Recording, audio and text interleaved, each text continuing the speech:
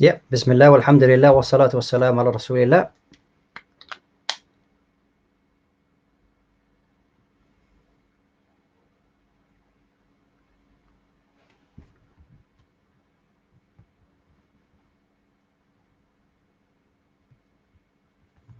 Just need to get that out of the way, sorry.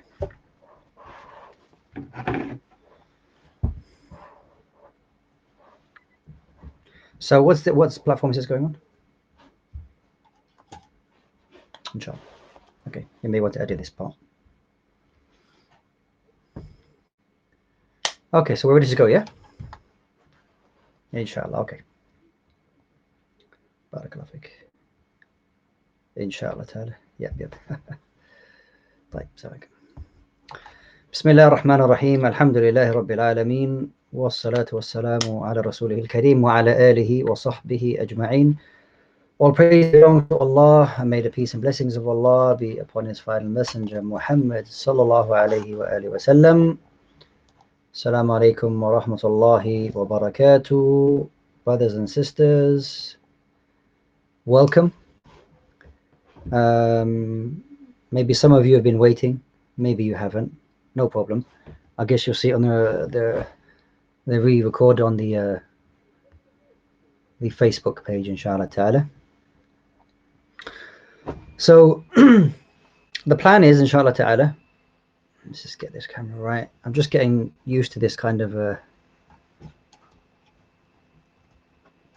this is a new game for me, all this lighting and cameras and things like that.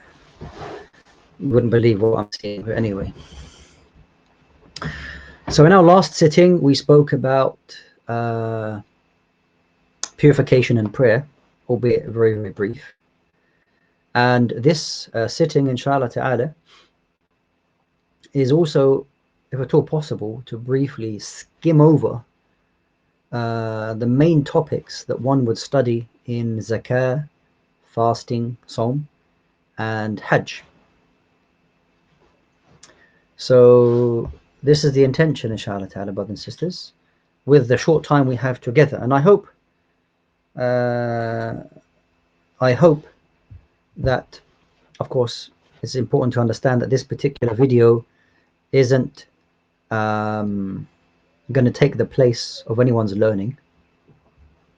It's just to give you an idea, if you like, of the different topics that might be studied or that will be studied in these chapters. So after we went through purification and fasting, purification and salah, we went through the main topics in those two chapters. And now what we're going to do, inshallah ta'ala, is go through zakah, Sawm, and Hajj. طيب. Just going to get something up here, inshallah ta'ala.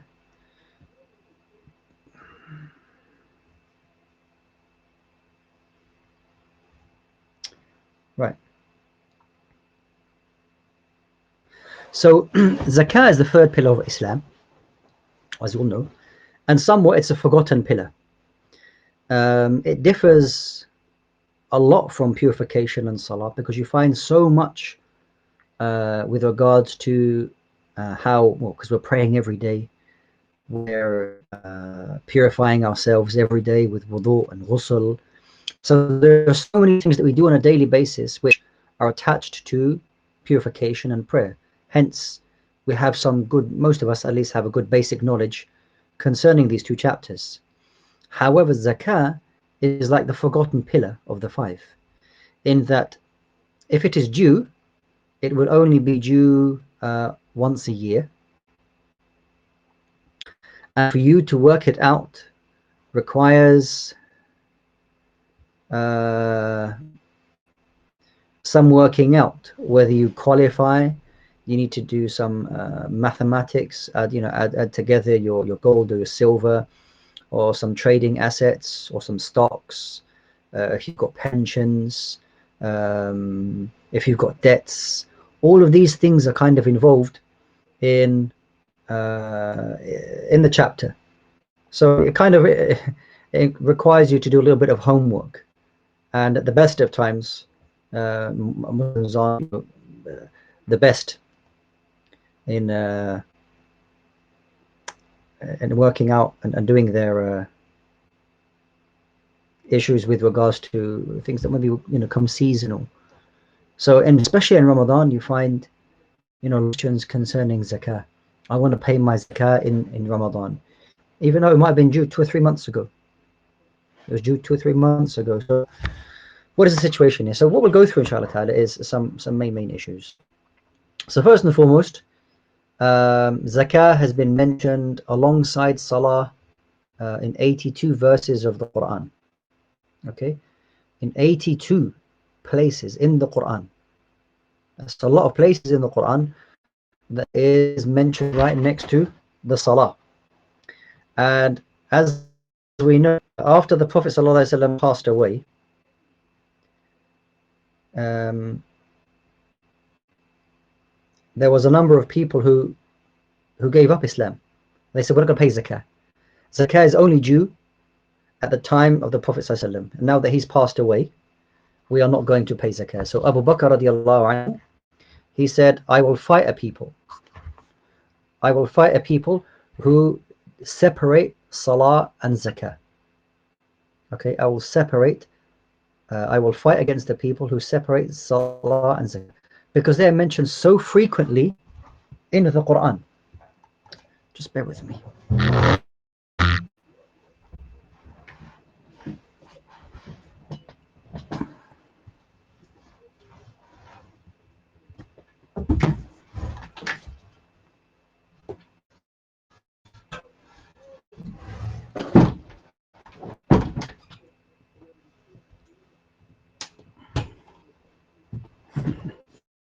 Apologize.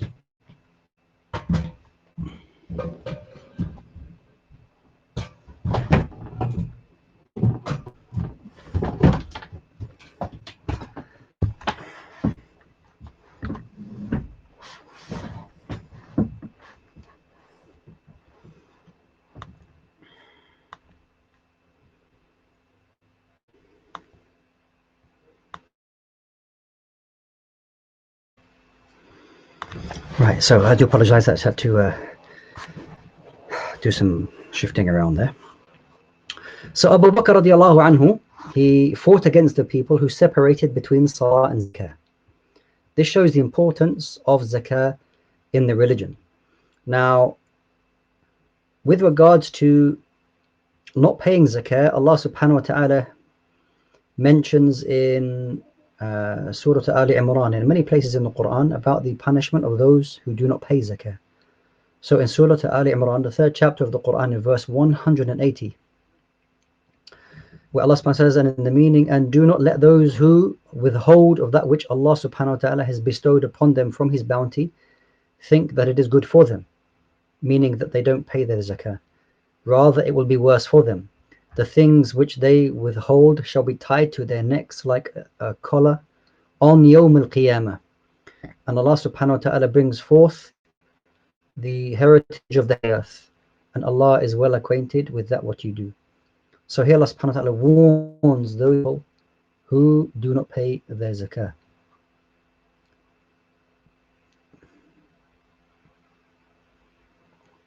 Next issue is that whom zakah is obligatory upon. It is upon every free Muslim who possesses the nisab, meaning the minimum amount, and 1 year has passed on that particular amount. Okay? Now, Allah subhanahu wa ta'ala says in Surah Al-An'am in verse 141, وَآتُوا حَقَّهُ يَوْمَ حَصَادِهِ, and pay the duty thereof on the day of its harvest. Okay?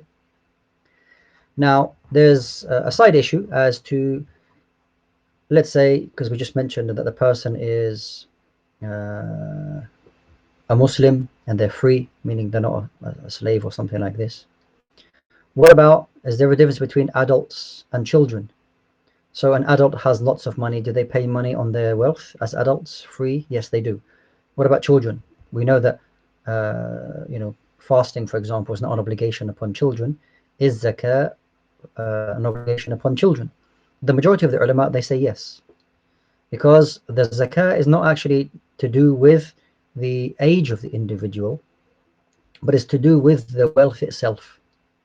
Okay, so the zakah is on the wealth. So you might have a young child who has lots of money in their bank. So a person says, well, no, they don't have to pay zakah because they're a child. We say, no, the zakah is on the wealth, regardless of their age. Now, with regards to zakah, when we break down zakah, there are 4 different areas of zakah, 4 different areas upon which zakah is paid. So the first one is money. Zakah is paid upon money, gold, silver, and that what takes its place, like the cash that we have, and anything that has value like this, of cash, of gold, like stocks and shares and assets like this. Okay, these are zakatable.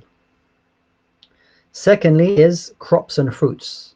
Okay, those things which are grown, like crops and things like that. Grain, again, this is in Surah Al-An'am in verse 141. There is zakah which is due on that. So things like wheat, barley, dates and raisins, things like that. Okay, this is the second category. The third category is livestock, animals. Now, what type of animals? So we know that there is zakah due on sheep. Okay, if you've got like up to 40 sheep, okay, you give 1 zakah. And then you give zakah on cows and camels. These 3, okay? So what do you pay zakah on? You pay zakah on sheep, cows, and camels. If you don't own any of these animals, then of course there's no zakah on you. And like this, there is an nisab. There is a minimum amount upon which you will pay zakah with regards to these animals. And this is something, you'll study, inshallah ta'ala. So let's say, for example, as you mentioned, with regard to sheep, if you've got 40 sheep, then you pay 1 sheep as zakah. If you've got, for example, camels, okay, then for every 5 camels that you have, you give 1 sheep as zakah.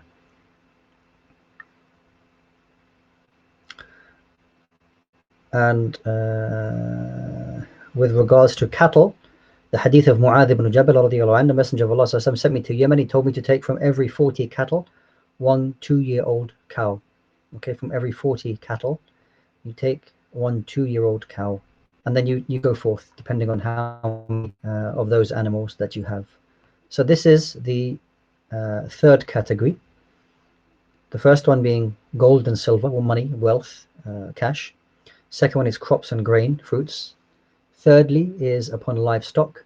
And fourthly is that what is extracted or trading goods.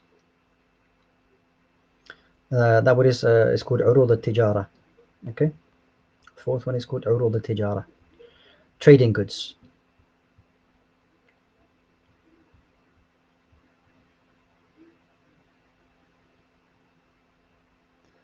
Now on each of these, when you go through, and there's also treasures that are found in the earth. So trading goods would come under wealth, and treasures on the earth is the mimma stukhrija min al is the fourth category. Yeah. So as you go through each of these, there are different masail with a number of animals, for example, that are, or a number of sheep that are to be given as zakah, depending on the amount of animals, meaning sheep and cows and camels that you would own. And as we're in the different the different numbers, okay, and how that increases.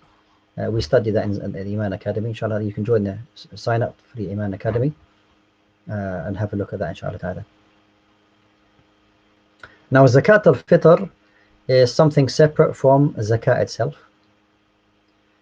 Zakat al-Fitr is what is paid upon the completion of Ramadan, and it's an obligation upon every Muslim. And seeing that we're in the month of Ramadan, it's good for us to know these things.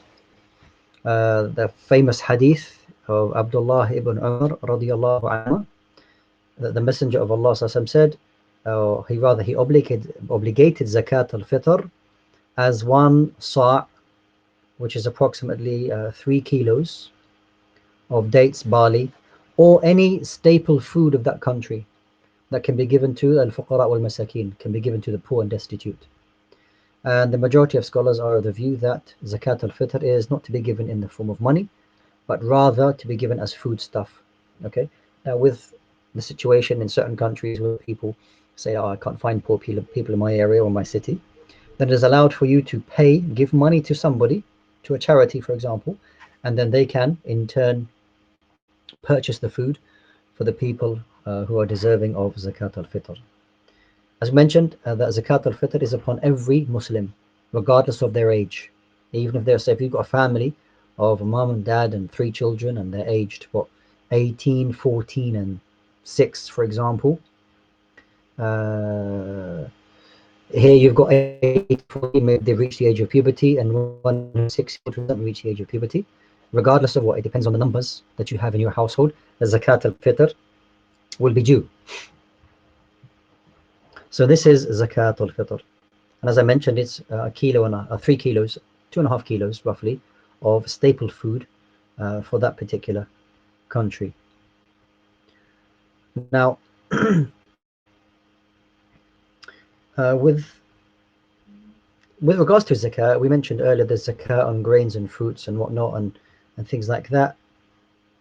A lot of that isn't applicable to us, maybe the most of us in the Western world. Okay, so what do we pay zakat on? With regards to gold and silver, then the ulama have worked up to 55 grams worth of gold, or what is equal to that.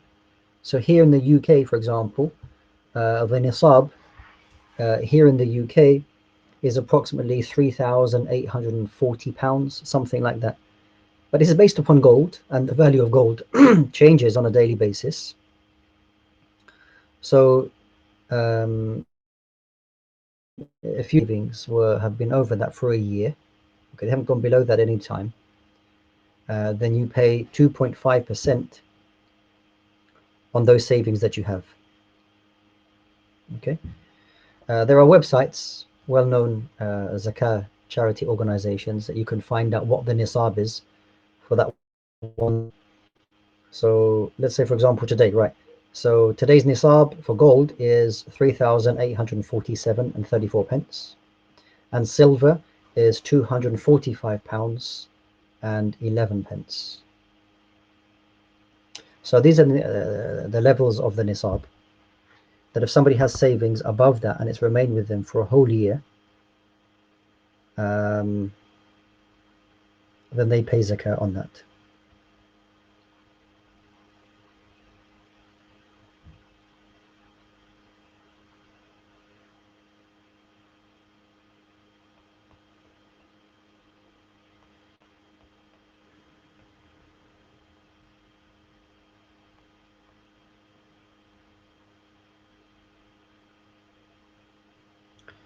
So this, in brief, if you like, is the kind of issues to be discussed in Kitab al-Zakah, or the book of Zakah. And also it's important for us to know the recipients who can receive Zakah.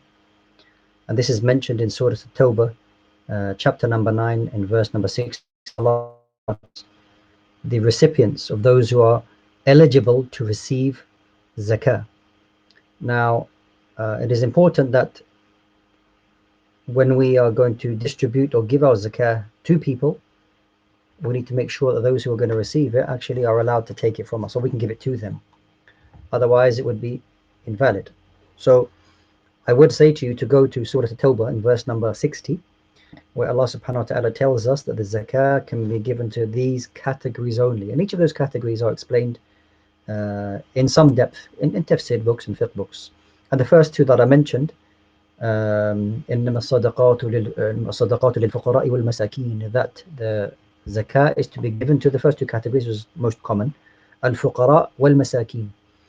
Now the fuqara and the masakin are those two categories which do not have enough or the means to get by each day.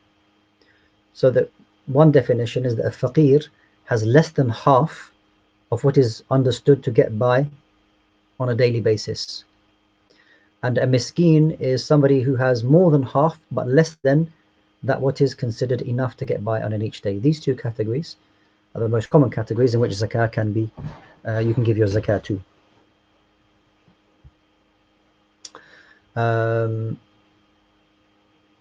Zakah, if it is due, should not be delayed. It should be given straight away. And if you yourself are not sure of who to give it to, then you can give it to trusted organizations, trusted zakah collectors, and they can distribute that zakah for you. But as for you, holding on to it, saying, I don't know, who should I give it to? No, you need to get rid of it, because this is haqq al-masakin, or the haqq of those who are, or the right of those who are entitled to the zakah. You can't keep that. You need to get rid of it. Okay? So this is some issues concerning zakat. Next chapter that people, that the fuqaha that deal with, is to do with as-siyam, is to do with fasting. There are usually 5 major issues that the ulama, the fuqaha, they deal with regards to as-siyam, kitab al-siyam.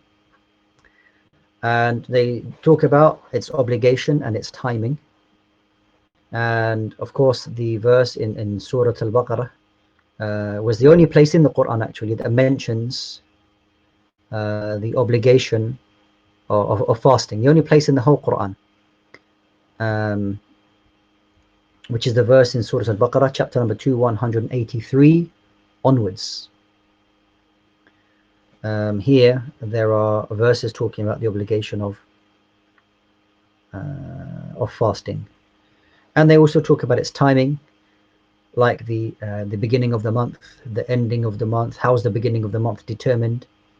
I.e., the ending of Sha'ban, the amount of witnesses that you are required, and the ending of the shahr, or the ending of the month, how that is, what that is needed, is the first issue. Of course, when establishing the obligation, they take evidences from the Quran and the Sunnah. So the evidences from the Quran is Surah Al-Baqarah, verse 183. You have the verse of Abdullah ibn Umar radiallahu anhuma, Buniya al-Islam ala khams, that Islam is built upon 5, and ijma' al-ulama. And there is a consensus amongst the ulama that fasting is an obligation upon those who are able. And then the second chapter is usually talking about the end of fasting, meaning how do you determine the beginning of the day and the end of the day with regards to fasting. And the beginning of the day is determined by al-fajr al-sadiq or subh al-sadiq. That's the true dawn, as opposed to the al-fajr al-kathib or al-subh al-kathib, and that is the false dawn. And that is in the direction in which the sun will rise, which is the east. If you're able to see the horizon or the direction where the sun will rise, very late into the night, when you know Fajr is going to come, before the horizon turn, you see like a white band along the horizon. It's very difficult to see inside, highly lit, cities and whatnot, lots of light pollution. It's impossible to see. But when you're outside into the, I was going to say in the desert, but of course we're not in the desert here. But if you're out into the, outside the city, and there's no light pollution, and you see the horizon, you will see that there is a light that goes vertical. A light that goes vertical. This is called the false dawn, and this is not the beginning of Fajr, but rather the beginning of Fajr is when you see a horizontal light where the sun is going to rise. This is the beginning of Salat al-Fajr, and goes all the way to the setting of the sun, and that is when there is a redness in the sky, and when the sun has set below the horizon. This is when you know the end of the day for fasting. The third chapter they speak about is nawaqid as-siyam, or those things which nullify the fast. Those things which nullify the fast.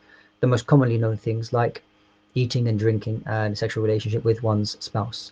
These three things nullify the fast. Okay, without any doubt.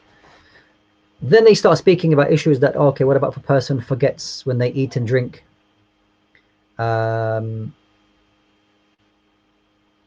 Are they permitted to continue fasting if they forget? And we know that the hadith of the Prophet ﷺ, if one of you forgets while they're fasting and they eat and drink, then they can continue fasting, for Allah subhanahu wa ta'ala gave them food and drink. Okay, So they talk about these issues. They talk about those things that nullify, and then they talk about the exceptions. And this is how the fuqaha, they would go about, speaking about these particular chapters. They mention the asl, mention the origin and all the issues, and then they mention the exceptions. And especially modern day issues, things like injections that people may take, dialysis that maybe people are on and they feel that they can fast if the days are particularly short, things like inhalers, things like toothpaste and mouthwash, and all of these things that the ulama, that they would speak about, things that may go into the ear or into the eyes. Does that nullify your fast?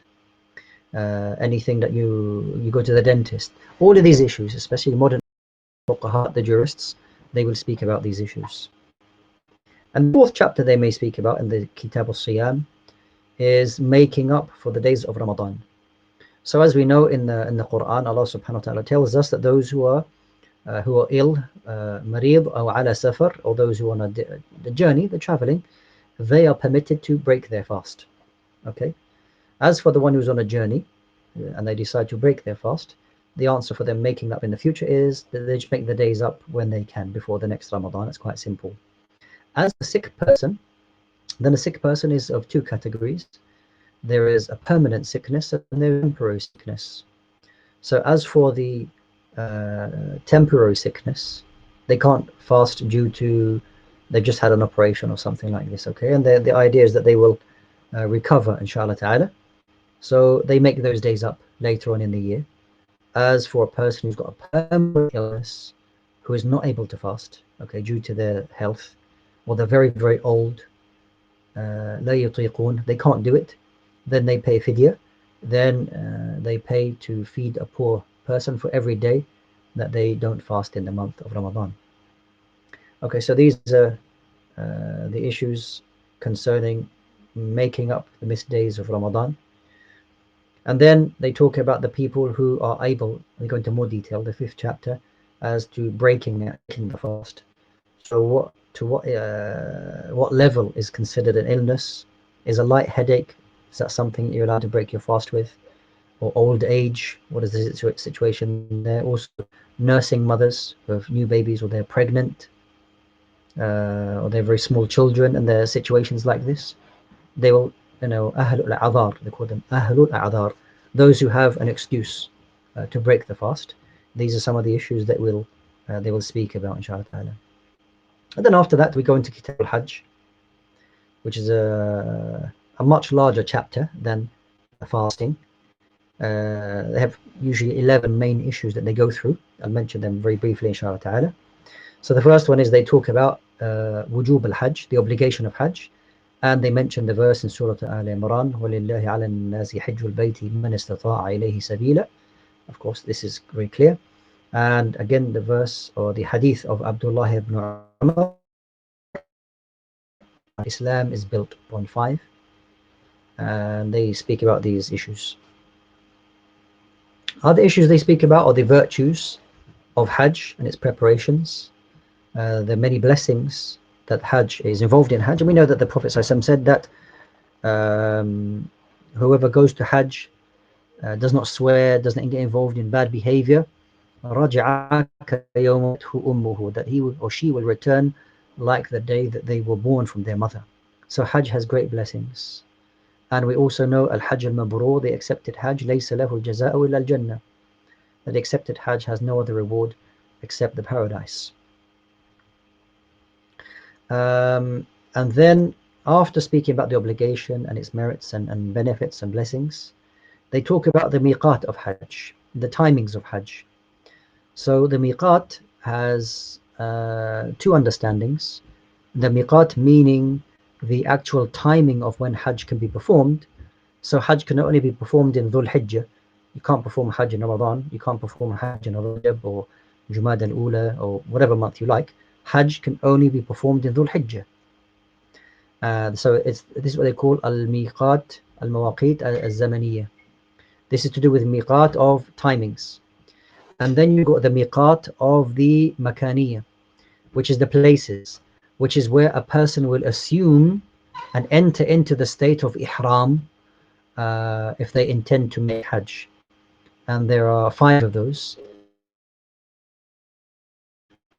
People assume their ihram from Dhul Hulayfa, the people of Medina from Dhul Hulayfa. The people of Yemen will be from Yalamlam, and there's Dhat al-Irq, and there are 5 miqat. So these are the different miqat that the ulama will talk about in this particular chapter.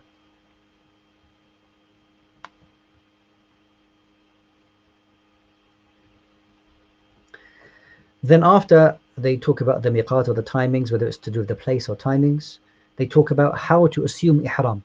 How does a person get into the state of ihram? So they talk about the clothing that you will wear. They will talk about the behavior, okay, what you are supposed to say, depending on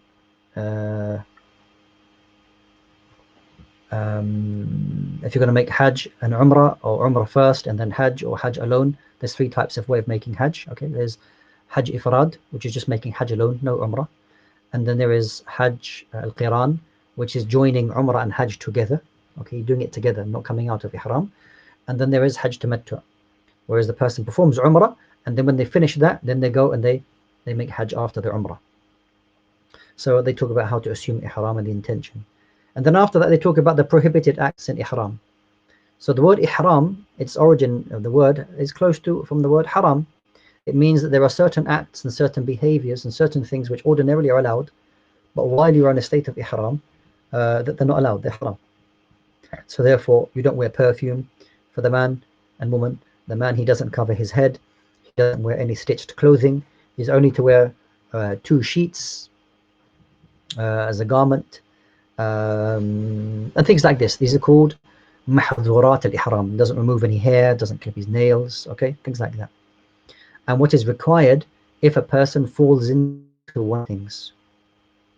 The next chapter they talk about is the days of Tarwiyah and Arafah. So they talk about the 8th of Dhul Hijjah, which is the day before Arafah. They talk about what you're supposed to do on the day of Tarwiyah, and then they speak about the following day, which is the day of Arafah. What is required of you, how long you're supposed to stay there, what's the minimum duration, maximum duration, how long does it last. And then after that, next chapter, you speak about Muzdalifah and Mina.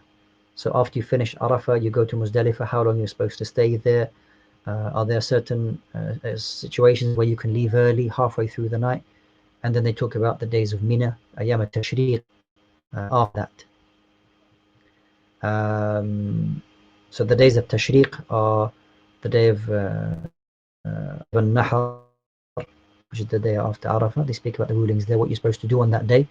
So, you have, you cut your hair or shave your hair, have an animal sacrificed, then you throw the stones at the Jamarat, and you go to perform Hajj, rather not Hajj, but rather Tawaf al-Ifada, which is the main Hajj, main Tawaf for the Hajj. There's another chapter. Then the next chapter they talk about is Al-Udhiyah, the sacrifice that is made, what qualifies that animal to be sacrificed. And these are the main issues that they deal with in the Hajj, inshallah ta'ala. So these are the main chapters you have with regards to Al-Hajj and the different topics concerning that. And as you can see, they're quite wide-ranging in the Kitab al-Hajj, from the obligation of Hajj all the way to sacrificing the animals, how to assume Ihram, and Muzdalifah and Mina and things like that. And of course, the various schools of thought will have different views on that. But as your learning goes through this, you will not be dealing with too many differences of opinion. You should have a start in where you will build your learning, starting with very, very simple issues, and then you build up upon that bi'idhnillahi ta'ala. So these are the main issues going through the 3 chapters, the 3 books that we dealt with in the Iman Academy: Zakah, fasting, and also the Hajj. And these are like the pillars of Islam, the 4 pillars of Islam. And then after that, in the future, the plan is, bi'idhnillahi ta'ala, is to complete further chapters.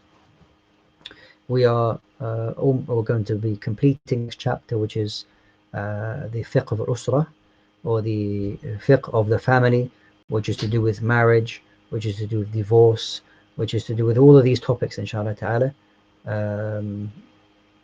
which is very important for us. And then there's other chapters like Kitab al-Buyu', which is the book of business, buying and selling. This will also be dealt with bi'idhnillahi ta'ala. So, Jazakum khair, brothers and sisters. These are the main issues that I just wanted to go through with you in this particular session. I ask Allah subhanahu wa ta'ala to accept all of our actions in this blessed month of Ramadan. And I ask Allah Jalla wa Ala to allow us to benefit and maximize the reward that is there waiting for us, inshallah ta'ala, in this blessed month. And that Allah subhanahu wa ta'ala allows us to leave the month of Ramadan, and Allah Jalla wa Ala is pleased with us, and that He has forgiven all of our sins. May Allah subhanahu wa ta'ala accept from us all. وجزاكم الله خيرا وصلى الله وسلم وبارك على نبينا محمد وعلى آله وصحبه أجمعين والسلام عليكم ورحمة الله وبركاته.